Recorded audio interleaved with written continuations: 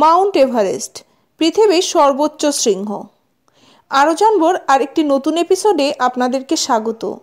আজ আমরা জানব পৃথিবীর সর্বোচ্চ শৃঙ্গ মাউন্ট এভারেস্ট সম্পর্কে। চলুন জেনে নিই। সম্প্রতি বিজ্ঞানীরা দেখার চেষ্টা করেছেন কেন হিমালয় পর্বতমালার অন্যান্য চূড়ার তুলনায় মাউন্ট এভারেস্টের উচ্চতা এত বেশি। গবেষকদের মতে এটি অন্যান্য পর্বত শৃঙ্গের তুলনায় একটু বেশি লম্বা। হিমালয়ের বেশিরভাগ পর্বতশৃঙ্গের মধ্যে উচ্চতার পার্থক্য প্রায় 168 থেকে 328 ফুটের মধ্যে, অর্থাৎ প্রায় 50 থেকে 100 মিটার।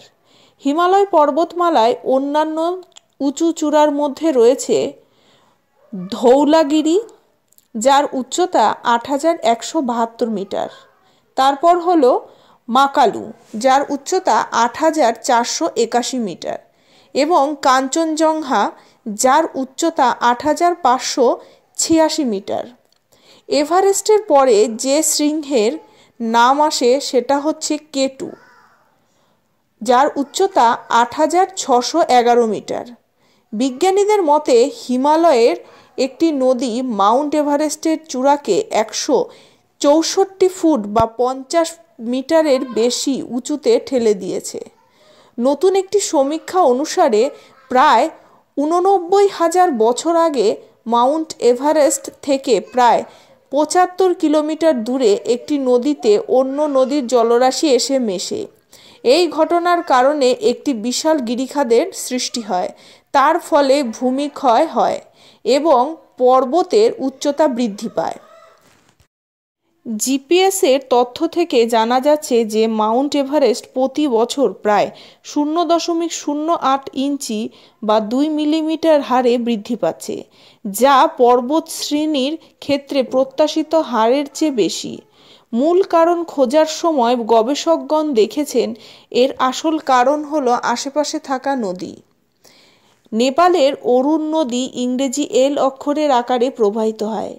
ইউনিভার্সিটি কলেজের লন্ডনের আর্থ সায়েন্সের বিভাগের গবেষক অ্যাডাম স্মিথ নদীর গতিপথকে গাছের কাণ্ড বা তার শাখা প্রশাখার সঙ্গে তুলনা করেছেন। অরুণ নদী তার গতি পরিবর্তনের ফলে এই মাউন্ট এভারেস্টের উচ্চতা বৃদ্ধি পেয়েছে বলে তিনি মনে করেন। অরুণ নদী তার গতিপথের শুরুতে পূর্ব থেকে পশ্চিমে প্রবাহিত হয়, তারপর 90 ডিগ্রি বাঁক নিয়ে হিমালয়ের মধ্য দিয়ে দক্ষিণে প্রবাহিত হয়। এটি ইঙ্গিত দেয় যে স্বভাবতই নদীটি সম্প্রতি তার রূপ পরিবর্তন করেছে এবং সম্ভবত অন্য একটি নদীতে মিশেছে।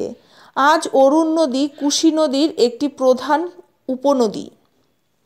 হিমালয়ের মূল অংশ দিয়ে এই নদী একটি গভীর ও সরু গিরিখাত কেটেছে, যা প্রসারিত হয়েছে 35 কিলোমিটার এবং তার গভীরতা 8 কিলোমিটার। কিন্তু যখন এই নদীটি বহু বছর আগে সৃষ্টি হয়েছিল তখন এত গভীর গিরিখাত তৈরি করতে এটিকে ভূমিধস বা হিমবাহের সাহায্য নিতে হয়নি। এর মধ্য দিয়ে প্রবাহিত বিপুল জলরাশি এর সমস্ত শক্তির যোগান দিয়েছে। গবেষকরা মডেলের সাহায্যে দেখেন প্রায় 89,000 বছর আগে অরুণ নদী তার মূল কুশি নদী থেকে আরও বেশি জল ধারণ করতে শুরু করে, যার ফলে এই গিরিখাতের সৃষ্টি হয়।